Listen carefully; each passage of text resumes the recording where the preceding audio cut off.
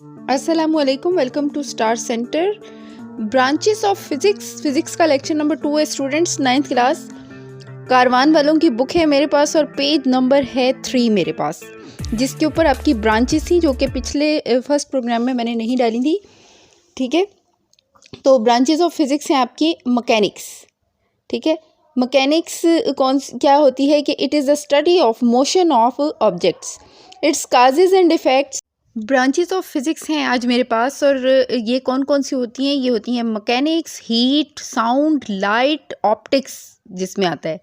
Optics कहते हैं जिसमें मतलब कि आई लेंसेज वगैरह, आँख के बारे में जो लेंस आँख को लगते हैं या आँख के जो रोशनी के जो मामलात होते हैं वो सारे इसमें आ जाते हैं। ठीक है, ऑप्टिक्स से यानी कि मुराद ये है। Electricity and magnetism. ठीक है, मैग्नेटिज्म कहते हैं मकनातीसियत को, इलेक्ट्रिसिटी कहते हैं बिजली को। और एटॉमिक फिज़िक्स आ जाती है।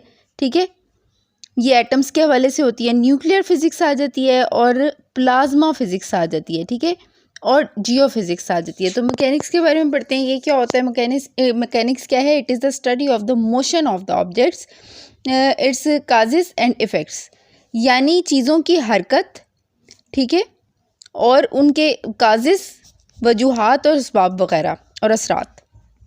हीट क्या है? It deals with the nature of the heat, modes of transfer and effects of heat.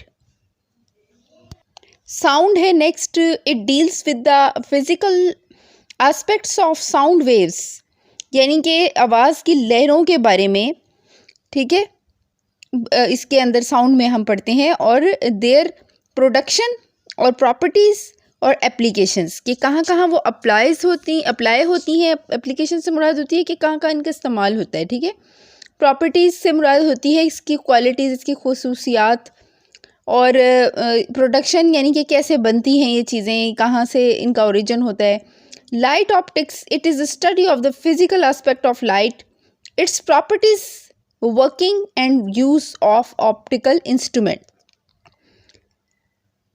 ये लाइट के फ़िज़िकल एस्पेक्ट्स के बारे में तालीम होती है, जिसमें ऑप्टिक्स आता है, इसकी प्रॉपर्टीज़, इसकी वर्किंग, और फिर ऑप्टिकल इंस्ट्रूमेंट का इस्तेमाल किस तरह से किया जाता है।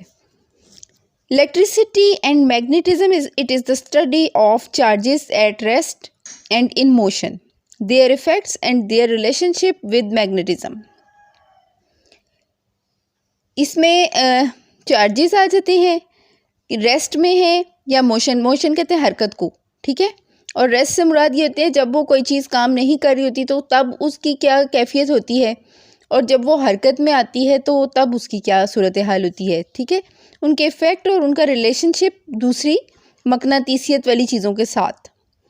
एटॉमिक फिज़िक्स क्या होती है? It is the study of the structure and properties of atom. ये एटॉमिक नाम से ही पता लग रहा है, एटम के बारे में स्टडी को कहते हैं। न्यूक्लियर फिजिक्स क्या है? It deals with the properties and behaviour of nuclei and the particles with in the nuclei. ये प्रॉपर्टीज़ के साथ और बिहेवियर ऑफ न्यूक्लियाई के बारे में पढ़ाई होती है। न्यूक्लियर फिजिक्स जो होती है ना, ये न्यूक्लियाई के अंदर मौजूद जो पार्टिकल्स वगैरह होते हैं उनके ऊपर सारी स्टडी होती है, और इसकी प्रॉपर्टीज़ क्या होती हैं। ठीक है, यानी कि न्यूक्लियस के हवाले से। प्लाज्मा फिजिक्स क्या है? It is the study of production properties of the ionic state of the matter or the fourth state of matter. ठीक है, मैटर की फोर्थ स्टेट के बारे में आप इसमें पढ़ेंगे। ठीक है, और प्रॉपर्टीज़ पढ़ेंगे आयोनिक स्टेट ऑफ मैटर की, और इसके अलावा प्रोडक्शन के बारे में पढ़ेंगे। ठीक है, जियोफिज़िक्स क्या चीज़ है? It is the study of the internal structure of the earth. Geo का लफ्ज़ जहाँ जहाँ लग जाता है ना, वो अर्थ के हवाले से इंफॉर्मेशन होती है। तो इससे मुराद ये हुई कि जियो फिज़िक्स जो है वो ज़मीन के हवाले से मालूमात का इल्म जो होता है वो जियो फिज़िक्स कहलाता है। तो यहाँ पे हमारी फ़िज़िक्स की ब्रांचेस ख़त्म होती हैं। तो अब हम अपने असल टॉपिक की तरफ आते हैं, जो कि है पेज नंबर 5 पे। कारवान वालों की बुक है मेरे पास, यूनिट नंबर 1 हम पढ़ रहे हैं, फ़िज़िकल क्वान्टिटीज़ एंड मेजरमेंट। और इसमें एक टॉपिक है international system of units. Measuring is not simply counting. Measuring जो है वो सिंपली काउंटिंग नहीं है, सादा तौर पे काउंट करना नहीं है, बल्कि for example if we need milk और शुगर, अगर हमें दूध और चीनी की ज़रूरत हो, we must also understand how much quantity of milk और sugar we are making about. हमें ये जानना बहुत ज़रूरी है कि कितनी मिकदार में हमें दूध और चीनी चाहिए। Thus there is need of some standard quantities for the measuring comparing unknown quantities. ठीक है, नामालूम मिकदारों के बारे में कोई ना कोई नापने वाला पैमाना या पैमाइश के लिए कोई ना कोई चीज़ होनी बहुत ज़रूरी है। ठीक है, मिसाल के तौर पे आप कोई भी चीज़ बनाते हैं, इंग्रेडिएंट्स उसके लिए आपको लाजमी पता होने चाहिए और उसके साथ साथ उनकी मिकदार पता होनी बहुत ज़रूरी होती है, तभी आप कोई चीज़ बनाने के काबिल होते हैं। यानी कि कुकिंग जब आप कर रहे होते हैं या फिर आप कोई फार्मूला भी बना रहे होते हैं तो आपको मेजरिंग चाहिए होती है चीज़ की कि कितनी चीज़ आपकी मिकदार कितनी है, ये किलो में है या ये किलो से कम है, तो किलो से कम में उसमें हाफ़ केजी है। ठीक है, इससे मुराद इनकी ये है कि उसकी पैमाइश के जो पैमाने होते हैं ना वो लाजमी होते हैं और उनके बारे में जो तालीम है सारी वो आप यहाँ पे लेंगे। With the developments in the field of science and technology, science और टेक्नोलॉजी की डेवलपमेंट के साथ साथ, अच्छा यहाँ पे एक मैं पीछे छोड़ गई हूँ, वो ये है कि यहाँ पे एक डेफिनेशन है, once a standard is set for a quantity, ये इसकी यूनिट की डेफिनेशन है। ठीक है, once a standard is set for a quantity then it can be expressed in terms of that standard quantity. This standard quantity is called a unit. ठीक है, ये unit की डेफिनेशन है। With the developments in the field of science and technology, the need for a commonly acceptable system of units was seriously felt all over the world, particularly to exchange scientific and technical information.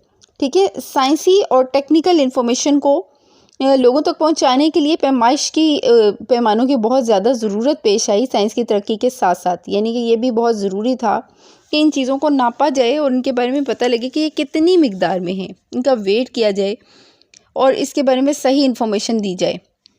The 11th general conference on weight and measure held in Paris in 1960 adopted a worldwide system of measurements called International System of Units।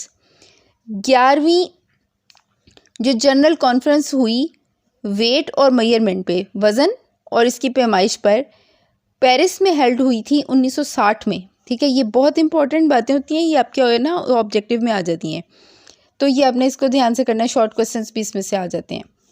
तो adopted a world wide system of measurement, इसमें दुनिया का जो measurement का system था वो introduce कराया गया। ठीक है, और इसे इंटरनेशनल सिस्टम ऑफ यूनिट का नाम दिया गया। The international system of unit is commonly referred as SI। ठीक है, और ये इंटरनेशनल यूनिट का जो सिस्टम है इसे आम तौर पर SI के नाम से जाना जाता है। यानी सिर्फ SI लिख दिया जाता है तो पता लग जाता है कि ये इंटरनेशनल सिस्टम ऑफ यूनिट की बात हो रही है। शॉर्ट नेम है ये इसका। बेस यूनिट्स अब कौन से होते हैं? The units that describe base quantities are called base units. Each base quantity has its SI units. Page number अब है हमारे पास 6 पर। अब हम आगे, यहाँ पे एक टेबल है जिसमें बेस क्वांटिटीज़ और उनका SI यूनिट बताया जा रहा है। तो आप इसे ध्यान से देखें, इसमें लेंथ है तो इसकी सिंबल होता है L, यानी अलामत इसकी सिर्फ L लिखी जाती है। जगह जगह सॉल्व करते हुए लेंथ का लफ्ज़ पूरा नहीं लिखा जाता, उसकी जगह शॉर्ट नेम इसका L लिखा जाता है। ठीक है, और इसको नापने के लिए जो क्वांटिटी इस्तेमाल होती है या जो इसका नाप है वो मीटर में लिया जाता है। लेंथ को मीटर में नापा जाता है। ठीक है, और मीटर का शॉर्ट M लिखा जाता है सिंबल। ठीक है, फिर मैस है।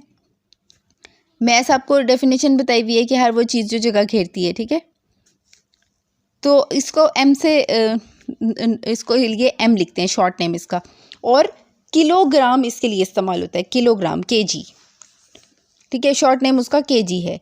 टाइम को T से आप शो कराते हैं और सेकंड के लिए S का लफ्ज़ इस्तेमाल होता है। टाइम हम सेकंड्स इस्तेमाल करते हैं। ठीक है, तो आपको याद होगा जब मैं 8th क्लास में भी आपको पढ़ाया करती थी तो जैसे इलेक्ट्रिक करंट है तो इसके लिए I का सिंबल यूज़ होता है और एम्पेयर जो है ना वो इसका शॉर्ट होता है। और ये मेरा ख्याल से आप लोगों को MCQs 8th क्लास में आया भी था बोर्ड के एग्ज़ाम्स में। ठीक है, और इसको A से हम शो कराते हैं, शॉर्ट नेम इसका A लिख देते हैं। ठीक है, एम्पेयर।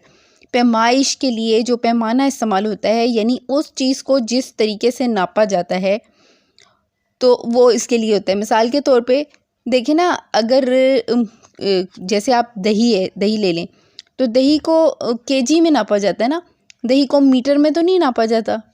ठीक है, तो ये इससे मुराद ये है, आपको ये समझाने से मुराद ये है इंटेंसिटी ऑफ लाइट। ठीक है, इसको लाइट को ना एल से, लाइट के लिए एल लिखते हैं, और कैंडेला CD इसके लिए शॉर्ट नेम आता है। ठीक है, और पैमाइश का पैमाना इसका कैंडेला है। और टेम्परेचर जो है यानी कि दर्जा हरारत, इसको T से शो कराते हैं, और केल्विन यानी कि कैपिटल K लिखा हुआ है इसके लिए, केल्विन इसकी पैमाइश के लिए इस्तेमाल होता है। Amount of the substance N मोल इस्तेमाल इसका होता है, MOL मोल।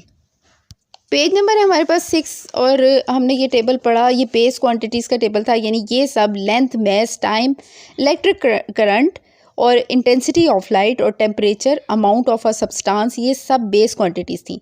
अब हम आ जाते हैं ड्राइव क्वांटिटीज़ की तरफ। The units used to measure derived quantities are called derived units. अब जो यूनिट ड्राइव क्वांटिटीज़ को मेजर करने के लिए इस्तेमाल होते हैं वो क्या कहलाते हैं?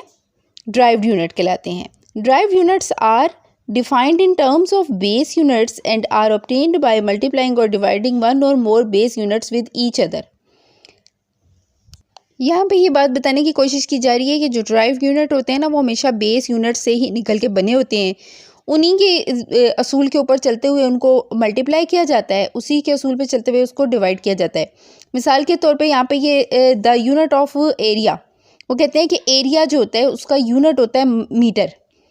यहाँ पे ब्रैकेट में लिखा हुआ है मीटर स्क्वायर, यानी इसके से मिसाल इनकी ये है कि मीटर खुद क्या है, मीटर एक बेस क्वांटिटी है, तो जब हम इसका स्क्वायर लेते हैं तो ये क्या बन जाता है? ड्राइव क्वांटिटी बन जाता है। ठीक है, and the unit of volume, और वॉल्यूम का जो यूनिट है वो है मीटर क्यूब, जो 3 ऊपर पावर लिखी होती है ना, इसको क्यूब कहते हैं।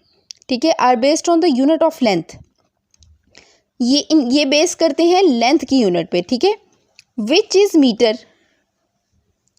जो कि मीटर है, लंबाई के लिए मीटर इस्तेमाल होता है। मीटर खुद क्या है?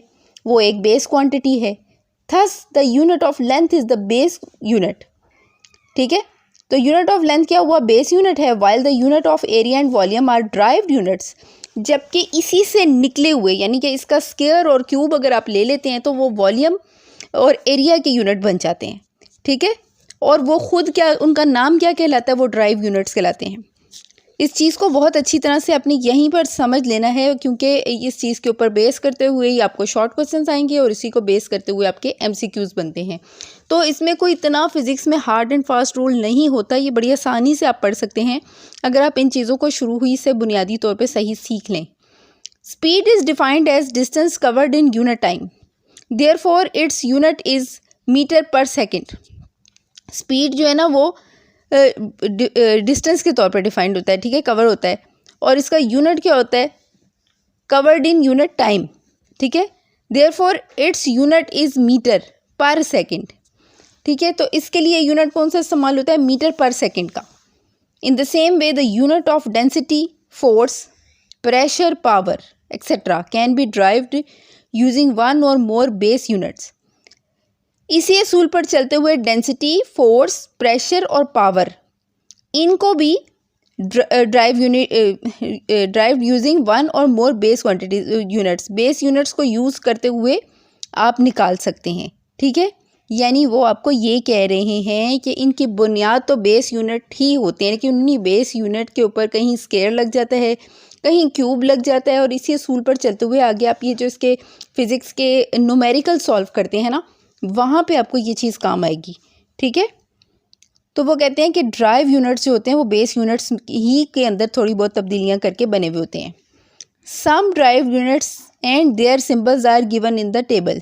अब ये जो टेबल आ रहा है ना, इसमें ड्राइव यूनिट्स दिए हुए हैं, वो होते कौन कौन से हैं?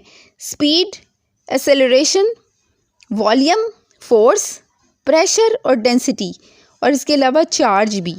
ठीक है, इस टेबल को अपने लाजमी याद कर लेना है ज़ुबानी, क्योंकि इसमें जो सिंबल्स दिए हुए हैं वो पहले वालों से थोड़े से डिफरेंट भी हैं और थोड़े से मुश्किल भी हैं। ठीक है, स्पीड के लिए सिंबल आ जाता है वी, और मीटर पर सेकंड, और इसको शो मीटर पर सेकंड को कैसे करते हैं आप, इसका सिंबल आगे देख रहे होंगे आप, MS-1। तो इसको अपने पेपर के ऊपर प्रैक्टिस भी करनी है डालने की। ठीक है, इसको सीखना है आपने। एक्सेलरेशन ए से शो कराते हैं मीटर पर सेकंड और पर मीटर पर सेकंड। ठीक है, MS ये -2 आ जाएगा, इसकी पावर आ जाएगी ऊपर। वॉल्यूम V से, और क्यूबिक मीटर M क्यूब आ जाता है।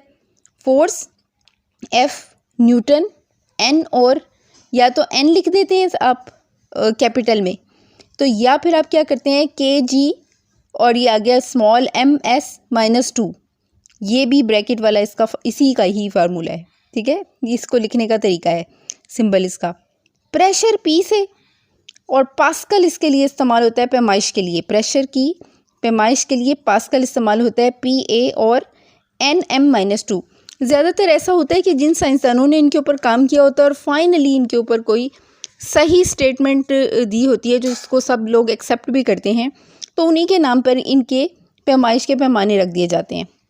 Density P kilogram per cubic metre, kg M minus cube कहते हैं 3 को।